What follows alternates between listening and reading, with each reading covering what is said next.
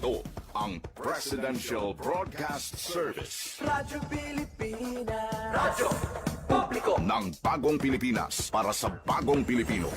Naghahatid ng mahahalagang balita at impormasyon na guugnay ng pamahalaan sa sambayanan.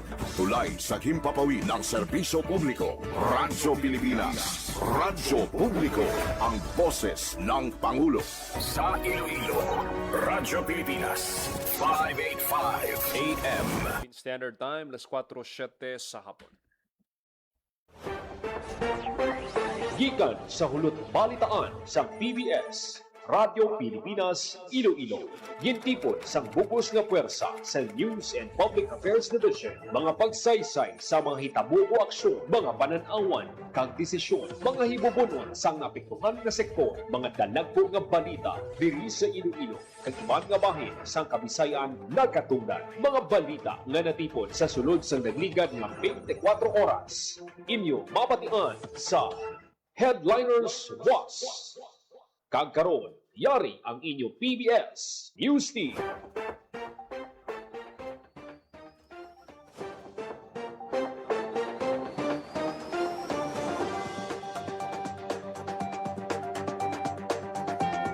Mayong hapon, ini ang Headliners Was. Miyerkules, Agosto 5, tuig 2026. Ini ang inyong tag balita, Joseph Paul Noblesa Tarosa. Kagkaroon sa mga pangulong dinalan. Iloilo PHO nakarecord sang 196 ka bagong kaso sang dengue sa sulod sang isa ka semana. Koloro nga van nga nagpasakay sang turista pakadto sa Katiklan na dakpan sang LTO6. Miertrenyas kumpormi sa tikang ni Presidente Marcos nga dapat kasuhan ang sa likod sang mga anomalya nga mga flood control project. Iloilo Terminal Market kag Iloilo Central Market formal na nga na-turnover sang SM sa Iloilo City Government suno kay Mayor Trenyas. Pinakadako nga Philippine Science High School sa Pungsod tukuron sa Bacolod suno kay Mayor Gasataya. Kagkaron sa detalye na sang aton mga balita. Radyo Pilipinas. Radyo Pilipinas News. Iloilo PHO naka-record sang 196 ka bagong kaso sang dengue sa sulod sang isa ka semana. Detalye sang balita, Marian Grace Erenieta. Radyo Pilipinas. Radyo Pilipinas Report. Naka-record ang Iloilo Provincial Health Office ng 196 ka kaso sang dengue sa bugos nga probinsya sa sulod lang sang isa ka semana o kung humalin July 26 to August 1, 2026. Gimpayag ni Dr. Maria Socorro Quinion, Provincial Health Officer sang Iloilo, nga naglabot na sa kabilugan nga 1,595 ang kaso sang dengue nga na-record humalin January 1 to August 1 matapos kami nagduga nga 196 ka kaso sa morbidity week 30. Sa 196 nga bago nga kaso, pinakamadamo nga naduga nga kaso sa Banwa sang Estancia nga may 22 ka kaso, ginsundan sang Ahoy nga may 17 kag Kalimod nga may 16. Dugang pa ni Dr. Quinion nga nalabot na sang probinsya ang alert threshold halin pa sang morbidity week 29 kung sa masobra na sa 5 ka tuig nga historical cases without outbreaks ang 2024 kag kinahanglan na nga mangin alerto agud malikawan ang paglabot sa epidemic threshold. Samtang yara na sa anom ang na-record nga dengue death sa sini nga tuig kung sa induwagi kan sa Estancia, tig-isa sa Ahoy, Carles, San Dionisio kag Dingle. Panugyan ni Dr. Quinion sa publiko nga magpanglimpyo sa guwakal sa sulod sang panimalay agud malikawan ang pagtaas ang kaso sang dengue. Sa aton nga data, nakita na ang alert threshold naton nalabutan na sa morbidity week 29 so last week ina nga report nagasaka na so nakakalabot na sa alert, so meaning to say nasobra na siya sa 5 years na historical cases without the outbreak years of 2024, so meaning dapat na kita mag-alerto na gid kay man kung magsigi-sige ini pagsaka basi lead sa aton nga breaching of epidemic threshold nga which gusto naton tani malikawan. Nabatian ang kabaysang pahayag ni Dr. Quinion. Para sa Bagong Pilipinas, Marian Grace Aranyata, Radyo Pilipinas, Radyo Publiko. Radyo Pilipinas. Radyo Pilipinas News. Nadakpan sang Land Transportation Office Region 6 ang isa ka kolorom nga private van nga nagkarga sa duha ka Amerikano nga turista halin sa Iloilo City padulong sa Katiklan Port nga wala sang ginpakita nga prangkisa.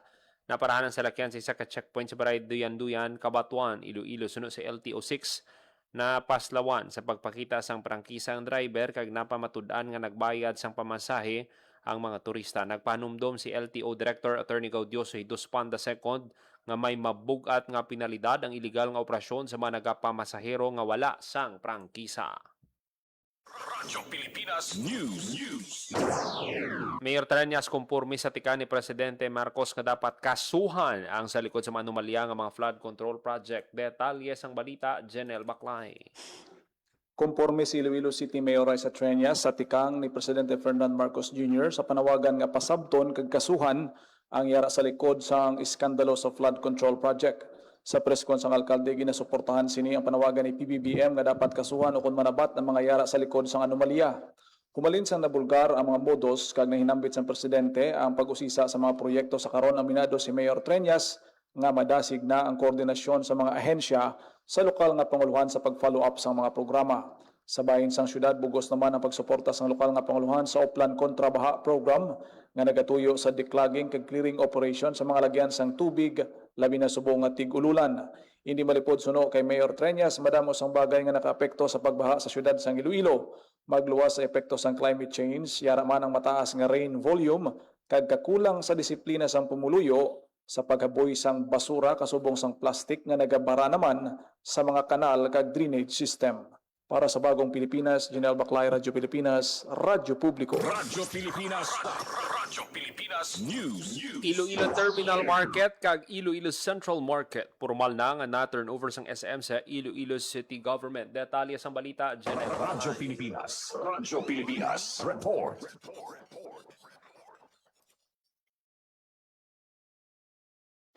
Ginkumpirma ni Iloilo City Mayor Raisa Trenias nga formal na nga na-turnover sang SM ang duha ka mga merkado publiko sa Iloilo City Government. Suno kay Mayor Trenias ang Hulyo 22 opisyal na gintugyan sa syudad ang Iloilo Terminal Market kag Iloilo Central Market kasunod man sang iya pangabay sa SM.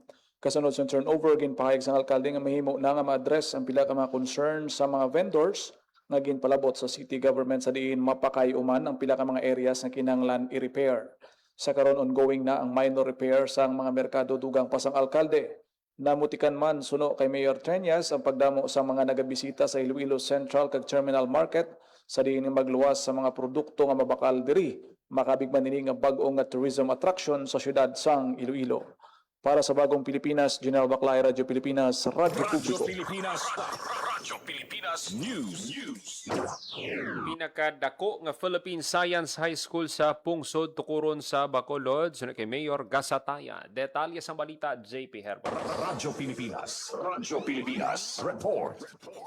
Ginanunsyo ni Bacolod City Mayor Greg Gasataya nga itukod sa Bacolod ang pinakadako nga Philippine Science High School campus sa Bugos nga Pungsod. Sunod sa alkalde, nagpagwa sang resolusyon ng Philippine Science High School System nga nagakumpirma nga ang Bacolod City ang mangin lugar sang bag-o sini nga campus. Dugang pa sang alkalde, ginalauman ang groundbreaking sini nga tuig samtang natalana nga mabukas ang campus sa balason nga school year ukon sa Hulyo 2027. Ginpabutag naman ni Gasataya nga padayon ang ila pagtrabaho para sa accessible kag de kalidad nga edukasyon sa Bacolod City. Para sa Bagong Pilipinas, JP Harvas, Radyo Pilipinas, Radyo Publiko. Radyo Pilipinas News. Mga OFW ginhanas ang PCDO sa hilot massage kag reflexology. Detalye sang balita, Hope Torrecharte. Radyo Pilipinas Report.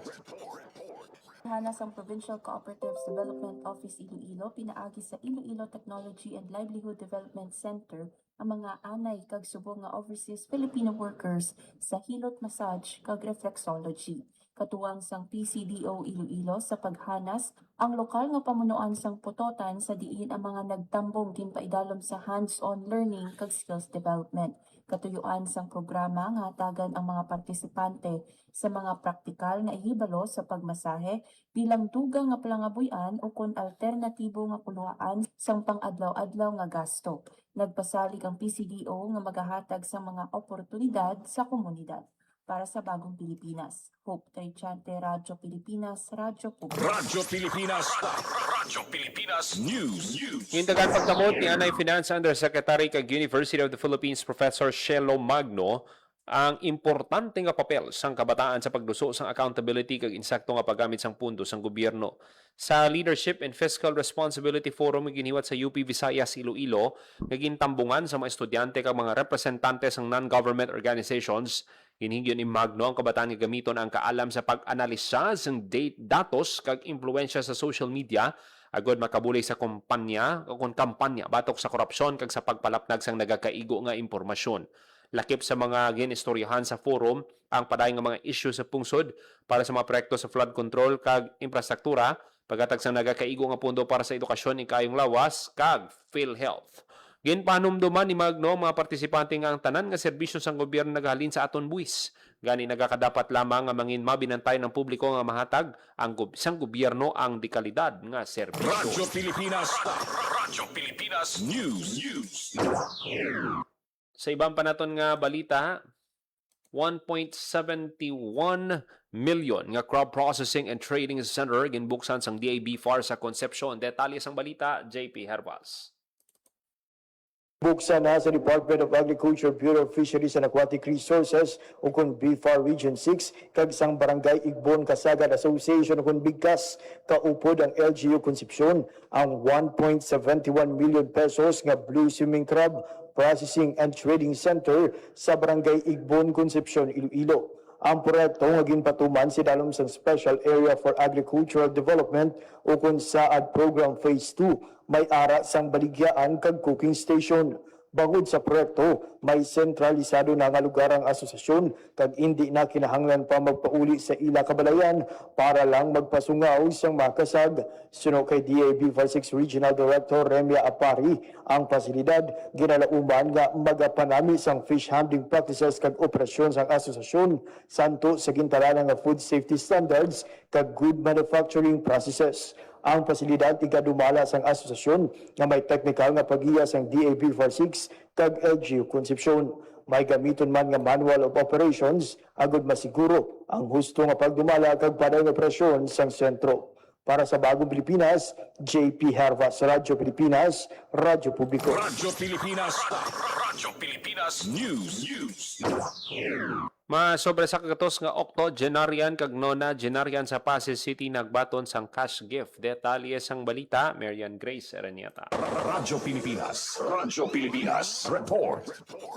Nagbaton sang 10,000 pesos nga cash gift ang 121 ka mga octogenarian kag nonagenarian gikan sa Pasig City halin sa National Commission of Senior Citizens o kon NCSC Region 6. Sa idalom sa Expanded Centenarians Act o kon Republic Act No. 11982, ang mga eligible nga mga senior citizen nga nagaedad 80, 85, 90 kag 95 years old makabaton sang tig 10,000 pesos. Yara sa ginhiwat nga payaw sa City Vice Mayor Eliezer Chavez, City Councilor Paul Gerard Panes, Chairperson sa Committee on Handicapped People, kag City Councilor Catherine Palmares nga Vice Chairperson sa pareho nga komite. Ang payout ginpangunahan sa City Social Welfare and Development Office kaupod ang Office for Senior Citizens Affairs. Para sa Bagong Pilipinas, Marian Grace Araniata, Radyo Pilipinas, Radyo Publiko. Radyo Pilipinas. Radyo Pilipinas News. Nakabaton sa tigpulo ka kilo nga well-milled rice ang 1,800 ka benepisyaryo sa Banwa sang Hordan Guimaras sa paglunsar sang Rice Distribution Project sa idalom sang Bagong Pilipinas Bawat Bayan Makikinabang program sang gobyerno. Lakip sa mga nakabaton sang bugas sa mga senior citizen, persons with disability, solo parents ka mga kubos nga pamilya nga gin-identify nga na-identify sang lokal nga panguluhan pagi sa Municipal Social Welfare and Development Office kag mga barangay. Katuyuan sang programa sang administrasyon ni Presidente Ferdinand R. Marcos Jr. nga mapabaskog pa ang food security kag masiguro nga makalabot ang bulig sa nagakinahanglan nga pamilya. Suno kay Governor Maria Lucille L. Nava, dakong mabulig sa pagpanghatag sang bugas, sagot mabuhinan ang ginaabaga sa mga benepisyaryo. Kabahin man ini sang pagpatuman sang Kabataan First 2.0 agenda sang lokal nga pangunuhan nga nagasuporta sa inklusibo kag people-centered nga pagdumala. Kinapatuman ang programa sa lokal nga pangulan sa Guimaras kaupo ng opisina ni Congressman J.C. Ramanava bilang suporta sa katuyuan sa gobyerno nasyonal nga mapabaskog ang seguridad sa pagkaon sa idalom sang bagong Pilipinas. Radyo Pilipinas. Radyo Pilipinas News. Representative Javi Benitez nagpasar sang hagda para ipospo ng barangay kag SK election. Detalye sang balita. Radyo Pilipinas. Radyo Pilipinas. Report.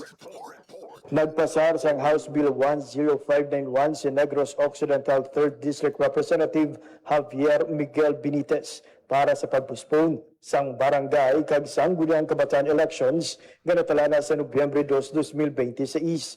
Ginaduso si dalom sang hagdang isaylo sa unang Lunes sa Nobyembre 2028 ang piniliay sa SK kag barangay. Nagapati si Benitez nga dapat unahon ang pila ka importante nga isyu sang pungsod kaangay sang krisis sa enerhiya, pagbangon sa mga eskwelahan sa epekto sang linog kag mga pagpanghanda para sa Bangsamoro Autonomous Region in Muslim Mindanao o kon BARM election. Ang hagda ni Benitez ang ginpahayag, suportado sang hindi magdubo sa 50 ka mamalidha sa Kamara. Para sa Bagong Pilipinas, JP Hervas, Radyo Pilipinas, Radyo Publiko. Radyo Pilipinas. Radyo Pilipinas News. Tatlo ka Ilonggo seafarers nga nagpauli bangod sang Black Sea attack nagbisita kag nagpasalamat sa Kapitolyo. Detalye sang balita, Hope Torrensante. Radyo Pilipinas. Radyo Pilipinas. Report. Halin sa Iloilo International Airport, nagpadulong sa Iloilo Provincial Capital ang tatlo ka Ilonggo seafarers nga ginrepatriate kasunod sang pagpangatake sa Black Sea. Ang tatlo ang ginabi-abi sa Kapitolyo ni Provincial Administrator Raul Banyas. Isa sa ila pumuluyo sang Dingle, ang isa gikan sa Banwa sang Miag-aw, samtang sa Ortiz sa syudad sang Iloilo naman ang isa sa repatriated OFW. Sa panaysayon sang isa ka seafarer, on duty siya sang natabo ang pagpang-atake sang drone sa Black Sea. Ginpahayag niya nga sang pagbomba, disidido gid ini nga magpauli sa Pilipinas. Gilayon naman niya ginaksyonan sang Public Employment Service Office Iloilo Province ang pagpangayo sang bulig sa mga himata sang tatlo ka seafarer. Rason agud mabuligan nga mapauli sang gobyerno probinsyal. Sa karon nakatutok sa paghatag sang psychosocial intervention ng probinsya sa mga nagpauli nga OFW. Magabulig man ang probinsya sa pag-assist sa ila agud maproseso ang ila mabaton nga financial assistance. Para sa Bagong Pilipinas, Hope Trichante, Radyo Pilipinas, Radyo Publiko. Radyo Pilipinas. Radyo Pilipinas News. Stenta ka mga estudyante ka graduates ang Iloilo City Community College nagbato sa kapin 1 ka milyon nga cash for work assistance. Detalye sang balita, Marian Grace. Radyo Pilipinas. Radyo Pilipinas. Report. Doon sa kapin 1 million pesos nga financial assistance ang Cash for Work program for higher education institutions ang Kapit Bisig laban sa kahirapan comprehensive and integrated delivery of social services sa Kalahi Seeds ang 70 ka benepisyaryo gikan sa Iloilo City Community College. Sa 70 nga benepisyaryo, 41 ang pag-ulang graduate, kag 29 ang enrolled sa karon sa ICCC. Ginhiwat ang payout sa duha ka schedule matapos nga nakumpleto na sa mga benepisyaryo ang pag-render sang duty. Ang Cash for Work program nagahatag sang short-term nga ubra kag cash support sa college students kag graduates nga nagakinahanglan sa financial assistance. Sa baylo, ang mga partisipante nagaubra sa opisina o community work sa mga partner government offices. Sa idalom sang programa, ang mga enrolled nga estudyante nagaubra sang 4 ka oras kada adlaw sa baylo sang 275 pesos per day sa sulod sang 50 ka adlaw, samtang ang graduates naman ang nagaubra sang 8 ka oras sa baylo sang 550 pesos kada adlaw sa sulod sang 25 ka adlaw. Sa bugos nga rehiyon, nag-allocate sang masobra 5 million pesos para sa CFW program kung sa diin nakabenepisyo ang 370 ka partisipante sang programa. Magluwas sa ICCC, may mga benepisyaryo man gikan sa Guimaras State University kag University of Antique. Para sa Bagong Pilipinas, Marian Grace Aranyata, Radyo Pilipinas, Radyo Publiko. Radyo Pilipinas. Radyo Pilipinas News. DOT ginanas ang komunidad sa Barotac Nuevo para sa planong ecotourism site sa Tinurian River. Detalye sa balita, Hope Torrechante. Radyo Pilipinas. Radyo Pilipinas. Report. Tuwat ang Department of Tourism Region 6 pinaagi sa Tourism Industry Skills Program sa Filipino Brand of Service Excellence Training sa Barotac Nuevo bilang pagpanghanda sa plano nga development sa Tinurian River nga mangin ecotourism site. Katuwang sang DOT sa aktibidad ng Iloilo State University of Fisheries, Science and Technology sa Barotac Nuevo Campus. Katuyuan sang programa nga ihanda ang komunidad sa paghatag sang kalidad nga serbisyo kag pag-amuma sa mga bisita sa lugar. Naibaluan niya kilala ang Barotac Nuevo bilang football capital sa Pilipinas kag kung matigayon nga ma-develop ang Tinorian River, dinalauman nga madugangan pa ang atraksyon sa banwa. Nagpasalig naman ang Department of Tourism Region 6 nga nagapabilin ini nga komitido sa pagpabaskog sa lokal nga turismo pinaagi sa pagpasangkad sa ikasarang sa mga pumuluyo sa komunidad, pagpangapin sa lokal nga panublion, ug pagpanami sa mga eksperyensya sa mga bisita sa bilog nga Western Visayas. Para sa Bagong Pilipinas, Hope Trechante, Radyo Pilipinas, Radyo Publiko. Radyo Pilipinas. Radyo Pilipinas News. In-shift sa modular learning ang klase sa Dumangas National High School kasunod sa pilagkapos ang isa ka manunudlo nga may dala nga pagpamahog. Sa pag-imbestiga sa kapulisan, may nakabais ang manunudlo nga kaupod man sini nga maestro sa bulutuan na puhag ang eskwelahan kagin papauli ang mga estudyante sa karon nagkoordinar ang eskwelahan sa Dumangas Municipal Police Station kag Schools Division of Iloilo na tuoy sa nagluntad nga insidente. Radyo Pilipinas. Radyo Pilipinas News. Sa ibang panaton nga balita, nakabaton sang 1.4 million pesos nga livelihood assistance ang 73 kaanay rebelde kag ilang mga pamilya halin sa gobyerno. Ang mga benepisyaryo nagikan sa mga banwa Santa Paz, Cuartero, Dao kag Maayon. Ang tagsa ka benepisyaryo nakabaton sang 20,000 nga bulig kag financial literacy training nga ginpatigayon sa Department of Social Welfare and Development kag Capiz Provincial Government agud suportahan ang ila plano nga pagbangon kag mapauswag ang ila pangabuhi. Nagapasalamat ang mga benepisyaryo sa nabaton nga bulig halin sa gobyerno. Radyo Pilipinas. Radyo Pilipinas News. Radyo Pilipinas. Radyo Pilipinas News.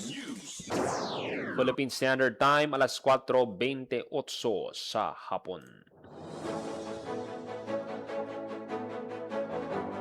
Kagamihan itong manatipon nga balita sang PBS Radio Pilipinas Iloilo News Team. Miyerkules, Agosto 5, tuig 2026 para sa Bagong Pilipinas, Joseph Paul Nobleza Tarosa, Radio Pilipinas, Radio Publiko. Ang inyong tulay sa himpapawid ng serbisyo publiko, ang Presidential Broadcast Service, Radyo Pilipinas, Radyo Publiko.